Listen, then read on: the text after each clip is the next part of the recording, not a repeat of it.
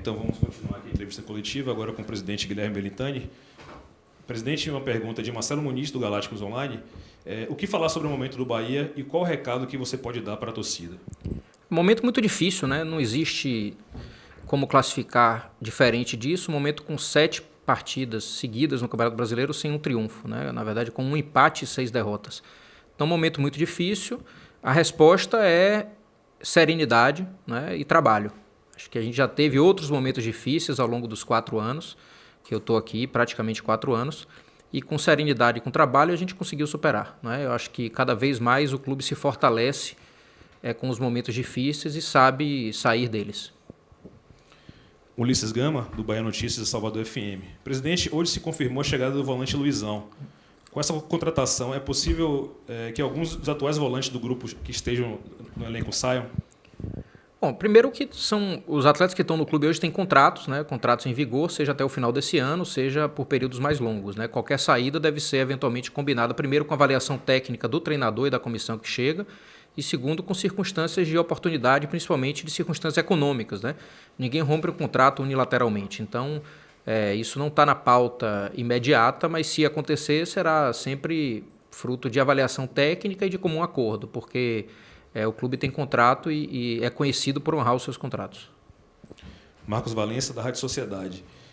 Boa noite, presidente. Durante o processo eleitoral, você citou que o principal erro da sua gestão teria sido o futebol. Com os resultados, qual a análise que você faz desse seu segundo mandato no futebol? Não foi exatamente isso que o principal erro foi o futebol, né? Foi que o futebol não conseguiu avançar na mesma dimensão das conquistas que a gente teve fora de campo. Por exemplo, a construção do CT, o avanço econômico do clube, né? E eu entendo que a gente fez uma mudança grande na virada da gestão, como a gente tinha combinado e proposto aos próprios sócios e torcedores que participaram da eleição. E a gente teve um primeiro ciclo que foi bem avaliado, inclusive com um título que a gente buscava há mais de 3 anos, que é a Copa do Nordeste. Começamos bem o Campeonato Brasileiro, mas uma sequência de 7 jogos sem triunfo nos traz a análise necessária da mudança, né? E é isso que a gente está fazendo. Marinho Júnior, da Metrópole FM. Presidente, poderia falar a respeito da placa que foi fotografada nos vestiários de Pituaçu? Como segue a meta da competição? Engraçado isso, né? Quando a gente está na fase ruim, tudo vira polêmica, né? Então, é bom a gente ter a oportunidade de explicar para o torcedor. A gente faz uma meta, né, que serve para, dentro das circunstâncias, a cada 5 jogos, criar metas específicas de alcance, e essa meta é variável, né? A gente não tem a mesma meta a cada 5 jogos. Varia pela análise que a gente faz dos adversários, se são jogos dentro, se são jogos fora de casa. E a gente cria isso e busca que essas metas, conjuntamente, elas nos deem um resultado esperado, planejado no começo da temporada, que é uma classificação para a fase de Libertadores, né? Para o grupo de Libertadores, pelo menos a pré-Libertadores. Esse é o nosso objetivo. Essas metas todas somadas, elas nos dão, se conquistadas, o alcance dessa super meta, dessa meta principal do ano, que é o alcance da Libertadores. Então, naturalmente, quando você analisa fora de contexto apenas 5 jogos, sem analisar quem são os adversários, se são jogos dentro e jogo fora, a gente pode ter uma avaliação errada daquela meta. Mas a nossa meta, desde o começo, a gente tem dito, é figurar entre os 10 do Campeonato Brasileiro e, se possível, alcançar uma vaga na pré-Libertadores ou mesmo na Libertadores. Nilson Luiz, da Itapona FM. Como você tem convivido com esse momento de cobrança e insatisfação da torcida com o seu trabalho? Eu acho, assim, Nilson, quem está no futebol tem que estar pronto para esses momentos, né? Ser presidente do Bahia é para poucos, né? É para quem tem coragem. E a coragem ela é estabelecida nos momentos ruins. Nos momentos bons não precisa de corajosos, não. Então, eu estou aqui porque eu tenho capacidade para estar, tenho a serenidade para tomar as decisões corretas nos momentos ruins, né?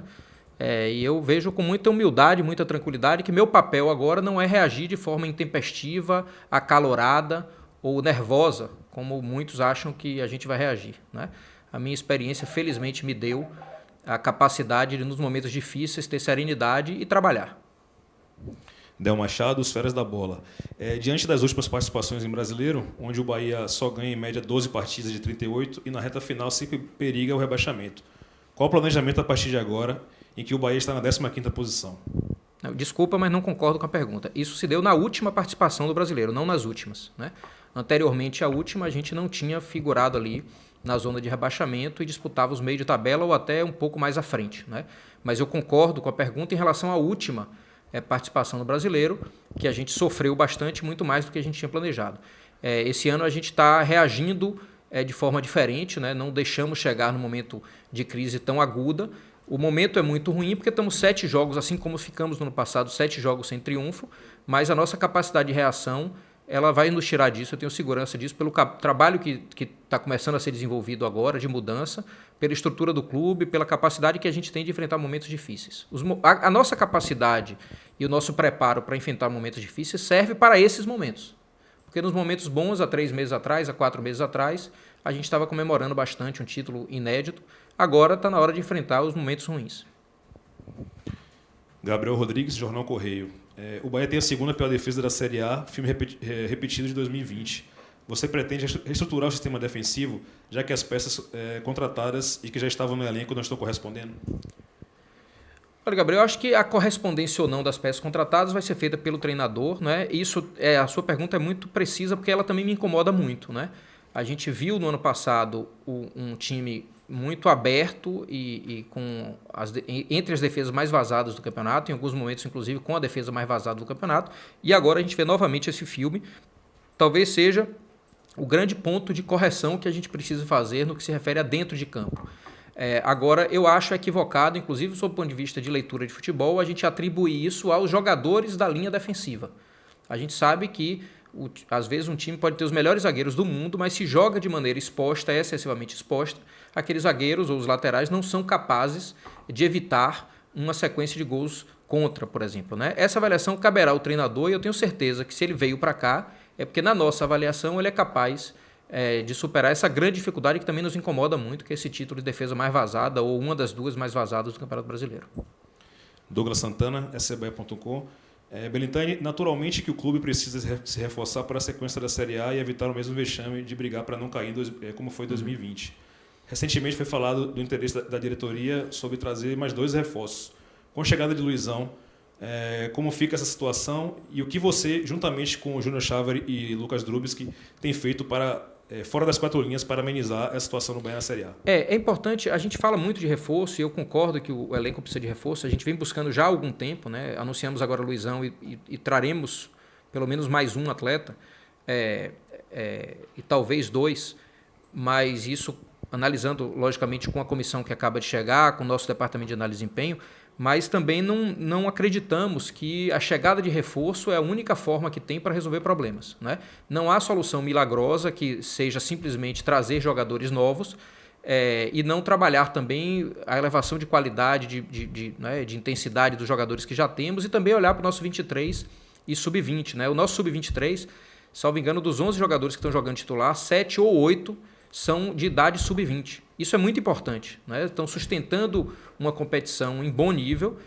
mesmo estando numa idade abaixo da média daquela competição. E, consequentemente, o nosso sub-20, que também até tem sofrido mais no Campeonato Brasileiro, pelo fato de grande parte do time do sub-20 estar jogando o 23 e a gente está com o sub-20 muito jovem, né? Isso é proposital, fez parte do planejamento e do ajuste para esse ano. Isso, num momento como esse, ajuda, né? Jogadores jovens de 18, 19, 20 anos de idade que conseguem responder, às vezes, coisas que a gente não espera, né? E a gente tem que olhar para isso, mas também, logicamente, olhar para reforços e ver em que ponto a gente vai precisar junto com a comissão técnica.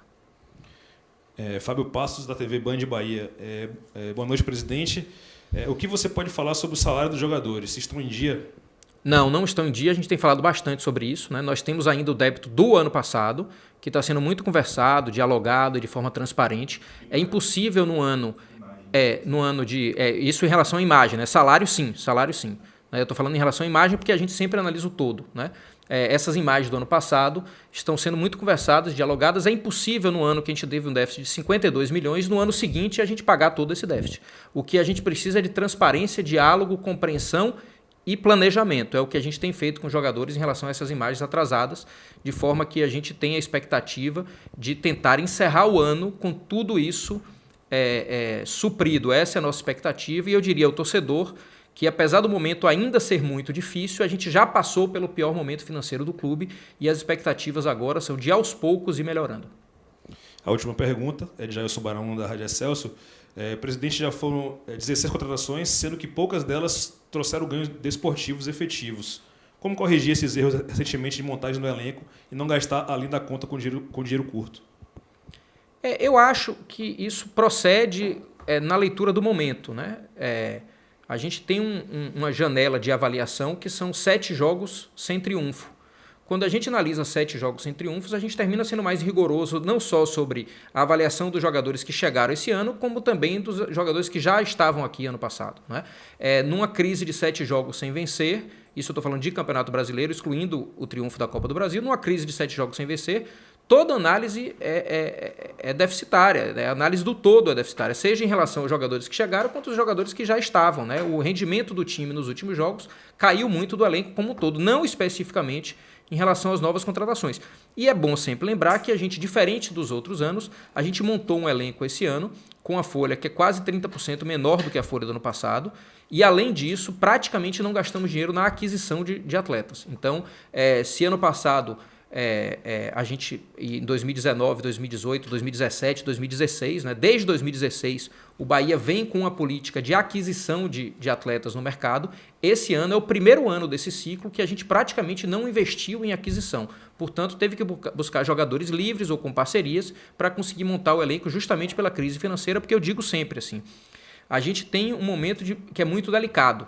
A gente precisa ter uma resposta em campo à altura do que o torcedor merece, mas com tranquilidade para que o Bahia, no momento difícil, não comece a gastar um dinheiro que não tem e isso termine prejudicando o clube no futuro.